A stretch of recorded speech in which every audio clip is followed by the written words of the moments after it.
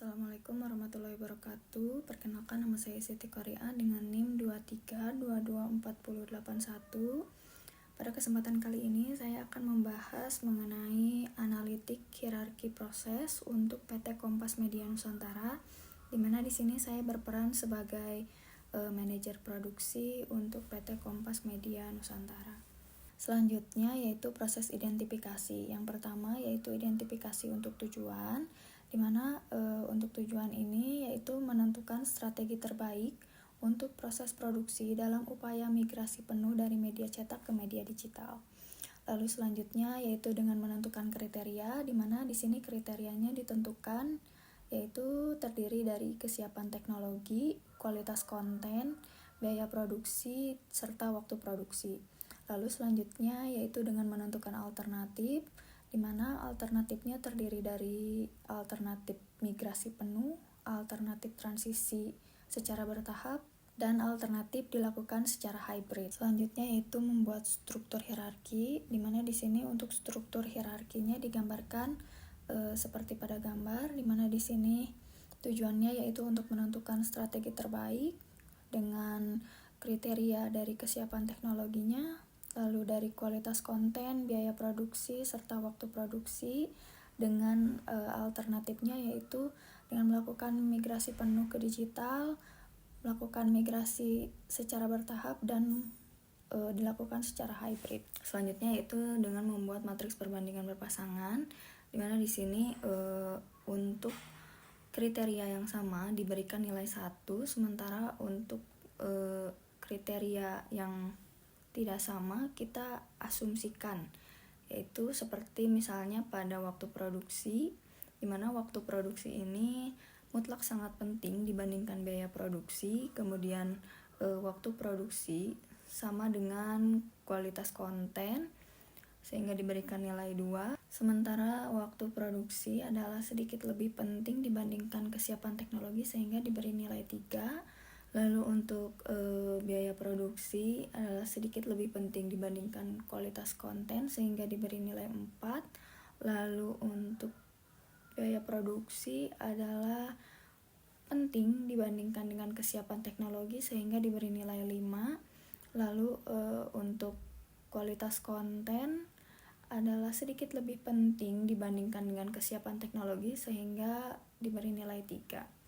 Lalu untuk nilai-nilai lainnya yaitu dilakukan perhitungan dengan membandingkan satu dengan nilai yang sebelumnya sudah didapatkan.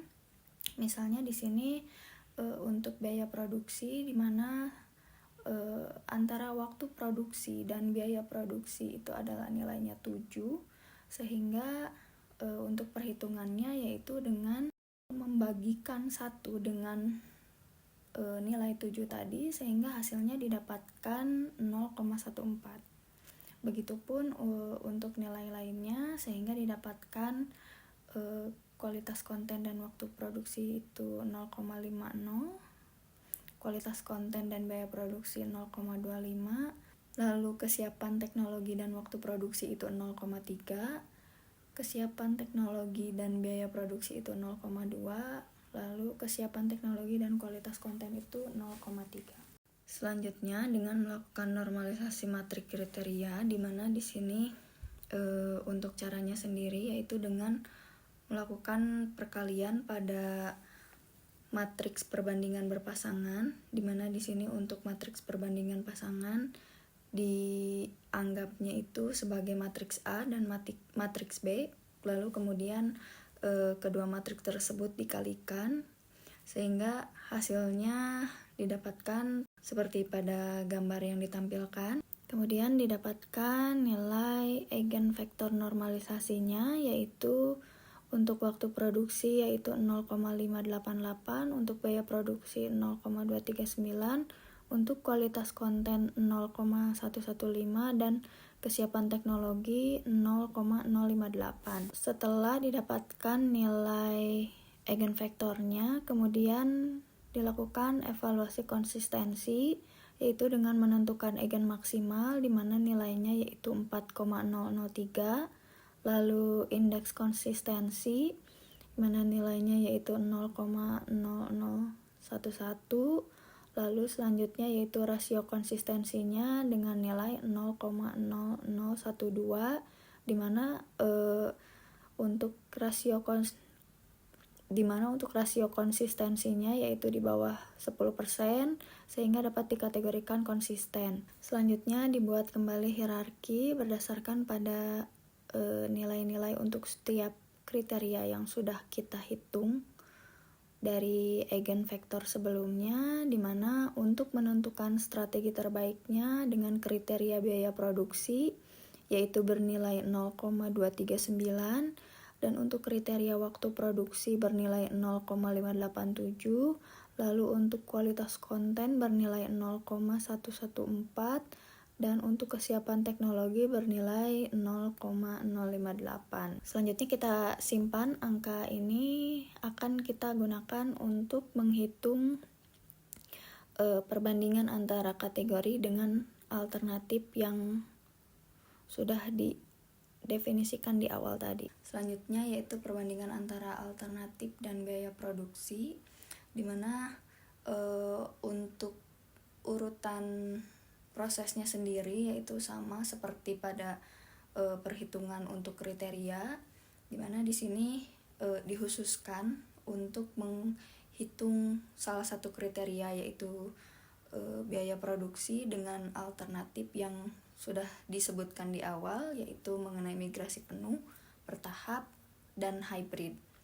Mana untuk nilainya didapatkan untuk migrasi penuh yaitu 0,186, untuk bertahap yaitu 0,079, dan untuk hybrid yaitu 0,75 dengan rasio konsistensi yaitu 0,026 dengan kategori konsisten. Selanjutnya untuk alternatif dengan waktu produksi, di mana untuk nilai eigenvektor dari migrasi penuhnya sendiri adalah 0,640, kemudian untuk bertahap 0,257, untuk hybrid 0,103, sementara untuk rasio konsistensinya yaitu bernilai 0,0198 dengan kategori konsisten. Lalu selanjutnya untuk perbandingan kategori kualitas produksi dengan alternatif, di mana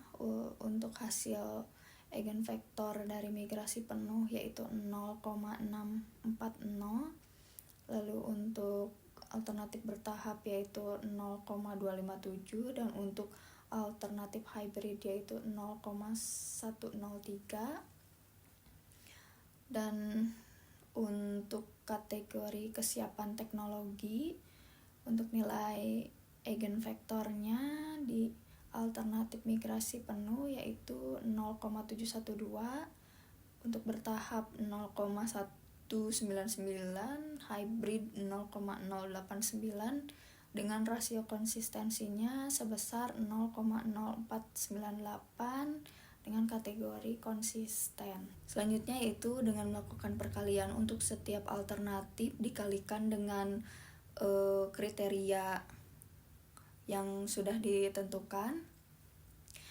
Misalnya untuk alternatif migrasi penuh, terhadap biaya produksi, kemudian kedua nilai eigenvektornya kita kalikan. Begitupun antara migrasi penuh dengan waktu produksi, migrasi penuh dengan kualitas konten, migrasi penuh dengan kesiapan teknologi, sehingga hasil untuk migrasi penuh didapatkan nilainya yaitu 0,535.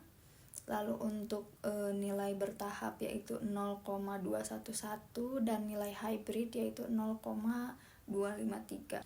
Sehingga dapat disimpulkan bahwa saran yang dapat diberikan dari sisi produksi adalah dengan melakukan migrasi secara penuh terhadap konten-konten yang disediakan oleh PT Kompas Media Nusantara dengan pertimbangan dari biaya produksi, waktu produksi, kualitas konten, serta kesiapan teknologinya. Sekian yang dapat saya sampaikan untuk kesempatan yang telah diberikan. Saya ucapkan terima kasih. Wassalamualaikum warahmatullahi wabarakatuh.